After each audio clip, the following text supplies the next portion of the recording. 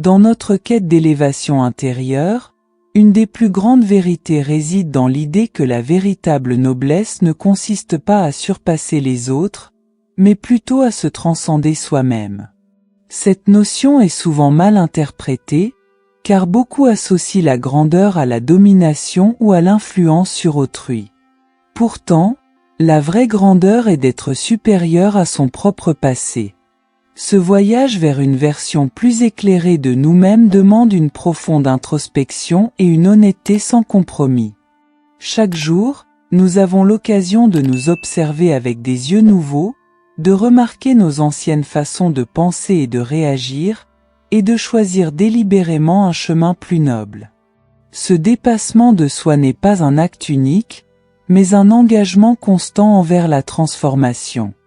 Le chemin vers la sagesse est semé de tentations de retomber dans nos vieilles habitudes, mais chaque effort pour dépasser notre ancien moi nous rapproche un peu plus de la paix intérieure.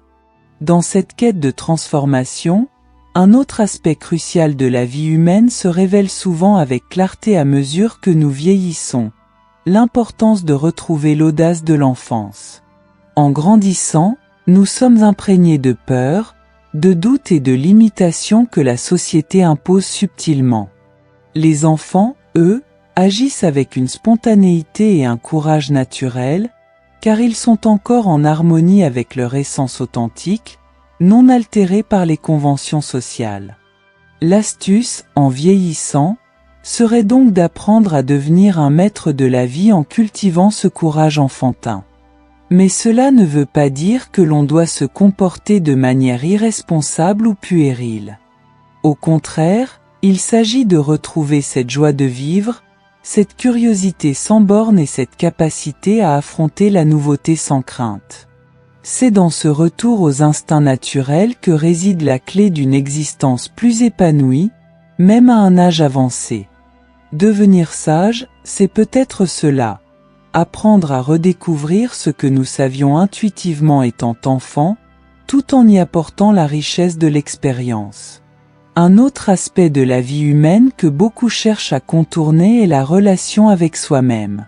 Certains pensent que le fait de changer d'environnement, de quitter un pays pour un autre, peut permettre d'échapper à certaines de leurs insatisfactions ou malaises intérieurs. Mais en vérité, où que nous allions, nous portons toujours avec nous notre esprit, nos angoisses et nos blessures non guéries. Voyager, migrer ou s'installer ailleurs peut offrir des moments de répit ou de distraction, mais cela ne résout pas les conflits internes. Il est fréquent de penser que l'herbe est plus verte ailleurs, que les problèmes seront plus faciles à gérer dans un autre contexte, mais ces pensées sont souvent des illusions. La transformation véritable vient de l'intérieur. Tant que nous n'avons pas fait la paix avec nous-mêmes, aucun paysage, aussi beau soit-il, ne pourra combler ce vide. C'est pourquoi il est crucial d'apprendre à se connaître, de prendre le temps d'explorer notre propre esprit avant de penser que le changement extérieur pourrait apporter une solution durable. La vieillesse est souvent perçue comme une période de sagesse accumulée, une sorte de couronnement de la vie où l'individu atteint une forme de clarté et de compréhension profonde.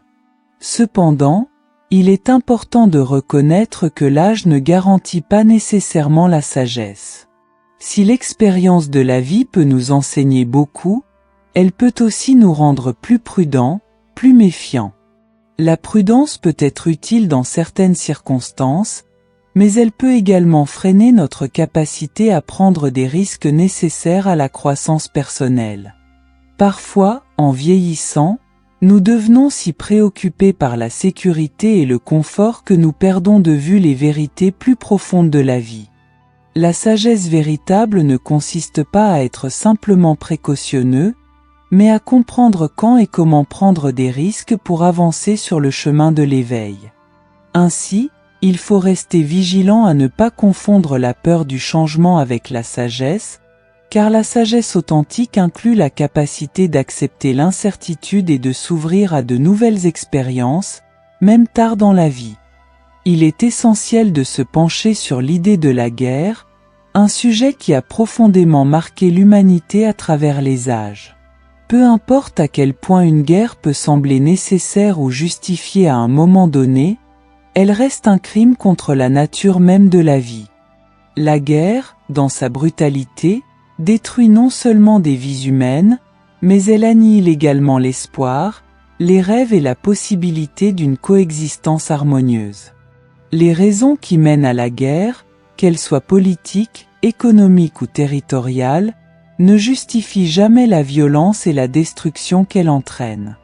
Même lorsque les hommes pensent agir au nom de la justice ou de la défense d'une cause noble, ils perdent souvent de vue l'impact profond et irréversible de leurs actions. La guerre est l'expression ultime de l'échec humain à résoudre les conflits par la compassion, la compréhension et le dialogue. Si l'on justifie parfois la guerre en affirmant qu'elle est un mal nécessaire pour garantir la paix, il est important de se rappeler que la paix obtenue par la violence est toujours fragile, car elle est construite sur des ruines et des blessures non guéries. La véritable paix ne peut être atteinte que lorsque nous comprenons que toute forme de violence, qu'elle soit directe ou indirecte, nous éloigne de notre humanité. La vie, malgré sa diversité infinie d'expériences, de parcours et de destinées, se termine de la même manière pour tous les hommes. Nous sommes tous égaux face à la mort, cette réalité inéluctable qui met un terme à nos souffrances, à nos joies et à nos luttes. Pourtant, ce qui distingue véritablement chaque être humain, c'est la manière dont il choisit de vivre et d'affronter cette vérité inévitable. Les détails de notre existence, les choix que nous faisons face aux défis quotidiens, les moments de courage ou de faiblesse, façonnent non seulement notre propre destin, mais aussi la mémoire que nous laissons derrière nous. La mort, dans sa neutralité, ne discrimine pas entre les rois et les pauvres, entre les forts et les faibles, mais la manière dont chacun a vécu et est mort devient une sorte de miroir révélant la profondeur de leur caractère. Certains traversent la vie avec une grâce silencieuse, tandis que d'autres la combattent avec rage et désespoir. Ce n'est pas la mort elle-même qui nous définit, mais les nuances, les subtilités de notre passage sur Terre, ces fragments de vie qui laissent une empreinte durable dans les cœurs de ceux qui nous entourent. Dans cette quête d'intimité et de connexion humaine, une autre vérité profonde se manifeste. Il y a beaucoup de personnes avec qui l'on peut partager un lit, mais bien peu avec qui l'on peut véritablement partager des mots. Cette réflexion nous amène à comprendre que la proximité physique ne garantit pas la proximité émotionnelle ou intellectuelle. Il est possible de se sentir plus seul avec une personne que l'on touche qu'avec une personne à qui l'on parle à cœur ouvert. Trouver quelqu'un avec qui on peut véritablement converser, quelqu'un qui comprend nos pensées les plus profondes et qui accepte nos vulnérabilités sans jugement, est un trésor rare dans ce monde. Cela ne signifie pas que les relations physiques sont sans importance, mais que la véritable intimité se construit souvent à travers le dialogue, l'écoute et la compréhension mutuelle. La communication, dans sa forme la plus pure, devient une forme d'âme à âme, et c'est dans ces moments de partage authentique que l'on découvre la profondeur de l'autre, au-delà des apparences superficielles. Le monde, tel que nous le connaissons, a la capacité de nous briser. Chaque être humain, à un moment ou à un autre, fait face à des défis si grands, si accablants, qu'il se sent déchiré de l'intérieur. Cependant, c'est souvent dans ces moments de rupture que se cache une source de force insoupçonnée. Lorsqu'on est brisé par la vie, on est confronté à une décision: rester à terre ou se reconstruire, plus fort et plus résilient. Il est vrai que ces fissures laissent des cicatrices, mais ce sont précisément ces cicatrices qui témoignent de notre capacité à surmonter l'adversité. Elles racontent une histoire de persévérance et de courage. Beaucoup, après avoir été brisés, découvrent en eux des parties qu'ils ne connaissaient pas auparavant. Une patience plus profonde, une compassion plus vaste, une sagesse née de la douleur. Le monde nous façonne à travers ces expériences, et ce qui pourrait sembler être une défaite se transforme souvent en un tremplin vers une nouvelle forme de puissance intérieure. Ainsi, au lieu de craindre les moments de rupture, peut-être devrions-nous les accueillir comme des opportunités de croissance. Les humains, parmi tous les animaux, sont les seuls à avoir la capacité de rire, même lorsqu'il semble qu'il y ait peu de raisons de le faire. Le rire, dans sa nature la plus simple, est une échappatoire, un moyen pour l'esprit de transcender la gravité des situations qui nous accablent. Mais cela soulève aussi une question fascinante. Pourquoi rions-nous souvent dans des moments de douleur ou de désespoir? Le rire, paradoxalement, semble être un mécanisme de défense contre les absurdités de la vie, contre ces situations où la logique échoue à apporter des réponses satisfaisantes. Il est à la fois une manière de soulager la tension intérieure et un acte de défi face à l'absurdité du monde. Cependant, le rire peut aussi révéler notre capacité à trouver de la joie, même dans les circonstances les plus sombres. C'est un rappel que, malgré tout, la vie est ponctuée de moments de légèreté qui peuvent illuminer les jours les plus lourds. Cette capacité à rire, même lorsque les raisons sont rares, témoigne de la résilience unique de l'esprit humain. Dans notre quotidien, il est facile de succomber à l'inquiétude, de laisser nos pensées se noyer dans l'anticipation de futurs problèmes, réels ou imaginaires. Pourtant, se préoccuper de manière excessive est un poison qui ronge lentement notre vitalité. Chaque jour où l'on s'enferme dans l'angoisse de ce qui pourrait arriver nous vole une part de notre joie de vivre. L'inquiétude, dans son essence, n'a jamais résolu de problème. Au contraire, elle paralyse l'action et empêche une réflexion sereine. Le mieux serait d'aborder les difficultés avec une clarté d'esprit et de se concentrer sur la résolution des problèmes concrets. Apprendre à distinguer ce qui est sous notre contrôle de ce qui ne l'est pas est une étape clé vers une vie plus sereine. En choisissant d'agir plutôt que de se préoccuper, nous reprenons le pouvoir sur notre vie. Ce changement de perspective, bien qu'il ne soit pas toujours facile, peut transformer radicalement notre expérience quotidienne. Il ne s'agit pas d'ignorer les difficultés, mais de les aborder avec une confiance tranquille, en sachant que chaque problème a une solution, ou du moins une fin.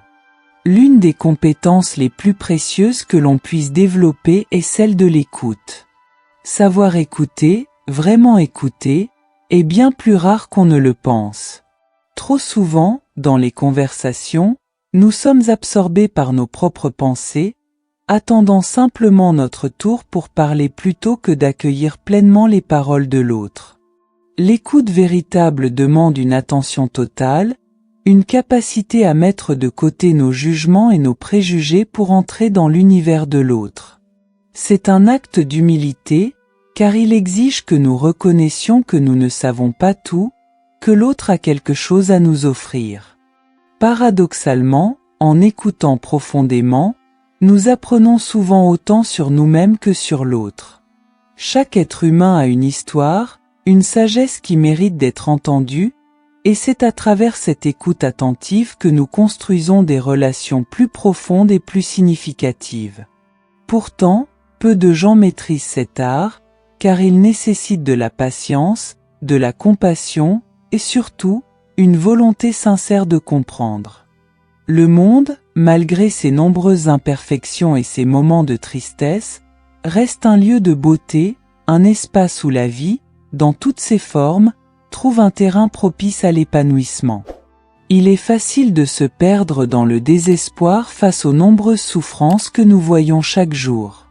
Les injustices, les guerres, les pertes personnelles semblent peser lourdement sur la balance de l'existence. Pourtant, malgré tout cela, il y a une lueur persistante qui rend ce monde digne d'être défendu. La nature, dans sa majesté silencieuse, offre des instants de paix et d'émerveillement, et les liens humains, bien que parfois fragiles, nous rappellent que l'amour, l'amitié et la solidarité existent encore. La lutte pour rendre le monde meilleur n'est jamais vaine, car elle honore ces moments de grâce que nous pouvons vivre ici. Certes, il est douloureux de savoir que nous devrons un jour quitter ce monde, mais cette douleur souligne également à quel point il vaut la peine d'être aimé, protégé et respecté. Nous ne luttons pas seulement pour nous-mêmes, mais pour ceux qui viennent après nous, pour préserver ces espaces de beauté et d'espoir pour les générations futures. Dans ce monde que nous chérissons, l'amour est sans doute l'une des forces les plus puissantes et les plus transformantes que nous puissions connaître. Cependant, perdre son identité dans l'amour peut être une expérience profondément douloureuse. S'il est naturel de vouloir se donner entièrement à une personne, de se fondre dans une relation intime, il est crucial de garder une part de soi intacte. L'amour véritable, celui qui est sain, nous élève et nous permet de devenir une meilleure version de nous-mêmes, tout en respectant notre individualité. Mais parfois, par crainte de perdre l'autre, nous nous effaçons, nous faisons des compromis sur notre essence même, et cela mène inévitablement à une forme de souffrance intérieure. Ce n'est pas l'amour qui blesse, mais la perte de soi dans cet amour. Trouver un équilibre entre donner et se préserver est un défi subtil, mais essentiel. Il faut se rappeler que l'amour authentique est une danse entre deux âmes, et non une fusion complète où l'un disparaît au profit de l'autre. La douleur de se perdre peut être un signal que l'équilibre a été rompu, un rappel que nous devons cultiver l'amour de soi autant que l'amour de l'autre. Dans le cercle des relations humaines, il est important de prêter attention à ceux qui nous entourent, notamment aux amis qui nous couvrent d'éloges excessifs. La flatterie, bien que douce à l'oreille, peut masquer des intentions moins nobles. Certains peuvent utiliser des compliments pour manipuler ou obtenir quelque chose de nous, tandis que d'autres peuvent simplement nourrir notre ego sans apporter de véritable soutien ou honnêteté. Un véritable ami n'hésitera pas à dire la vérité, même lorsque celle-ci est inconfortable. Il est facile de se laisser bercer par les louanges, mais la sagesse réside dans la capacité à discerner la sincérité de la manipulation. Les relations qui sont fondées sur une honnêteté mutuelle, même si elles incluent parfois des moments de confrontation ou de désaccord, sont bien plus solides que celles basées sur des flatteries creuses. Il est donc crucial de rester vigilant et de privilégier les amitiés qui nous aident à grandir plutôt que celles qui nourrissent notre vanité. La lâcheté, une autre facette sombre de l'expérience humaine, est souvent la conséquence d'un manque d'amour véritable, que ce soit pour soi-même ou pour les autres. Lorsque l'amour authentique manque, la peur prend le dessus. La peur de l'échec, du rejet ou de la douleur nous paralyse et nous pousse à éviter les risques nécessaires à notre épanouissement. Le véritable amour, qu'il s'agisse de l'amour de soi, de l'amour romantique ou de l'amour pour l'humanité, est une source de courage. Il nous pousse à agir, même dans l'incertitude, car nous savons que certaines choses valent la peine d'être défendues, malgré les risques.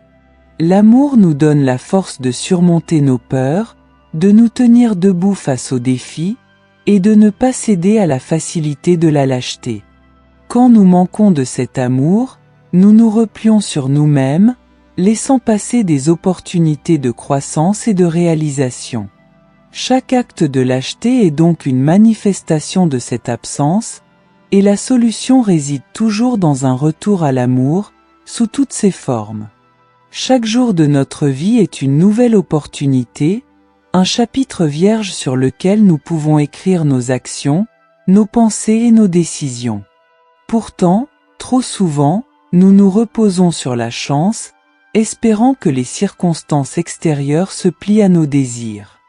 Mais il est bien plus sage de se concentrer sur la précision, sur l'action réfléchie et intentionnelle. Laisser le hasard dicter notre chemin, c'est renoncer à une partie de notre pouvoir sur notre propre existence. Être exact, c'est prendre la responsabilité de nos choix, de nos actions, et ne pas simplement attendre que la chance vienne corriger nos erreurs ou faciliter nos réussites. Cela ne signifie pas que nous devons tout contrôler, mais plutôt que nous devons agir avec conscience et attention dans tout ce que nous entreprenons. Chaque jour est une nouvelle chance de faire mieux, de viser la précision dans nos paroles, nos gestes et nos pensées, plutôt que de compter sur des forces extérieures pour combler nos lacunes. Réfléchir à ces sujets nous invite à examiner la manière dont nous interagissons avec le monde et avec nous-mêmes, à comprendre les nuances des relations, du courage et de la précision dans la vie quotidienne. Ces réflexions nous poussent à rester vigilants, à cultiver l'amour, la sincérité et la responsabilité dans chaque aspect de notre existence. Dans un monde qui valorise l'agitation, il est facile de confondre mouvement et action. Nous voyons souvent des gens se précipiter, toujours en mouvement, occupés, mais cet empressement ne garantit pas que des actions significatives soient réellement accomplies. Le mouvement seul, sans but clair, peut être une manière d'éviter l'essentiel, une fuite déguisée en productivité. En revanche, l'action véritable demande une intention, une direction, un objectif précis. Elle est réfléchie, ancrée dans un but qui transcende l'agitation superficielle. Prendre le temps de ralentir, de réfléchir à ce que nous faisons et pourquoi nous le faisons, est essentiel pour distinguer ces deux réalités. Le mouvement peut être rassurant, il donne l'illusion du progrès, mais sans une action ciblée, il ne conduit souvent qu'à une dispersion d'énergie. C'est la qualité de nos actions, et non la quantité de nos mouvements, qui détermine l'impact de notre vie sur le monde. Les chats, dans leur essence mystérieuse et féline, possèdent une qualité que nous, humains, avons souvent du mal à incarner, l'honnêteté émotionnelle absolue. Un chat ne prétend pas être autre chose que ce qu'il est. Lorsqu'il est fatigué, il dort. Lorsqu'il veut de l'attention, il la réclame. Lorsqu'il est agacé, il le montre sans détour. Il n'y a pas de dissimulation dans ses émotions, pas de faux-semblants. Il est une créature qui vit chaque instant avec une franchise désarmante. À l'opposé, les humains ont une tendance complexe à masquer leurs véritables émotions, que ce soit par peur, par convention sociale ou par désir de plaire.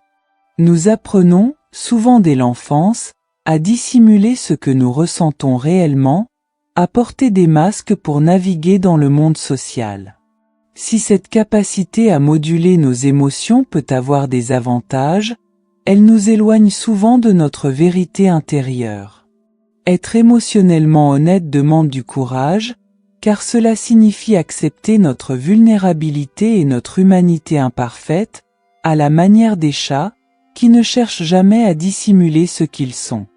L'écriture, bien que souvent vue comme un art exaltant, est aussi une source de douleur particulière pour ceux qui la pratiquent.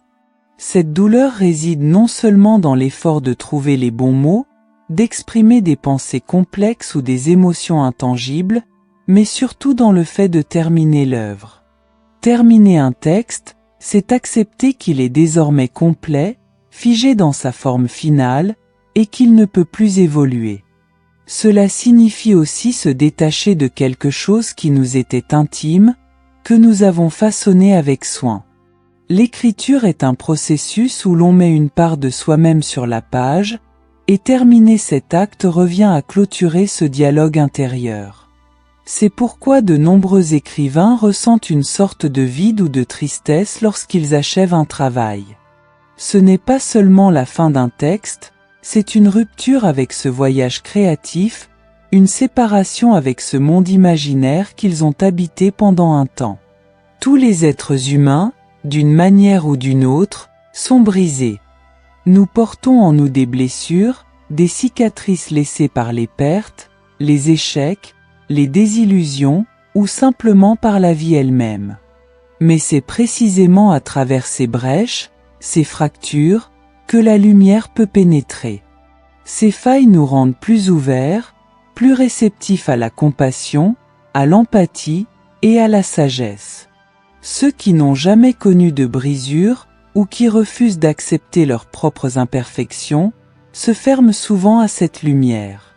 Ils demeurent rigides, craignant que leur fragilité soit exposée. Cependant, c'est dans l'acceptation de notre vulnérabilité, dans la reconnaissance de nos imperfections, que nous trouvons une force nouvelle. Les fissures de l'âme, loin d'être des faiblesses, deviennent des portes par lesquelles la lumière de la compréhension, de la résilience et de l'amour peut entrer. Ainsi, ce qui nous brise a aussi le pouvoir de nous guérir, si nous acceptons de laisser entrer cette lumière. La confiance est un pari. On ne peut jamais savoir avec certitude si une personne est digne de confiance tant que l'on n'a pas fait le saut et pris le risque de lui accorder cette confiance. Beaucoup hésitent, craignent d'être trahis, de souffrir, et préfèrent rester sur la défensive, se protégeant derrière des murs de méfiance. Mais paradoxalement, la seule manière de découvrir si quelqu'un est digne de cette confiance est de la lui offrir en premier lieu. C'est un acte de foi en l'autre, mais aussi en soi-même, en notre capacité à surmonter les éventuelles déceptions. Bien sûr, cela comporte des risques. Certaines personnes trahiront cette confiance, c'est inévitable. Mais cela ne doit pas nous empêcher de continuer à offrir cette confiance, car c'est aussi par ce geste que nous cultivons des relations profondes et sincères. Faire confiance, c'est accepter que l'autre puisse nous blesser, mais c'est aussi croire en la bonté humaine, en sa capacité à respecter ce don précieux. La méfiance perpétuelle, en revanche, enferme et isole, tandis que la confiance ouvre la porte à une intimité authentique. Merci d'avoir pris le temps de regarder cette vidéo. Si ces réflexions ont résonné en toi et t'ont apporté un peu de paix ou d'inspiration, je t'invite à partager ce contenu avec d'autres pour les aider à trouver ce même apaisement. N'oublie pas de laisser un « j'aime » et de t'abonner à la chaîne pour ne manquer aucune nouvelle vidéo. Je t'encourage aussi à explorer l'une des vidéos qui va bientôt s'afficher à l'écran. À très bientôt, prends soin de toi.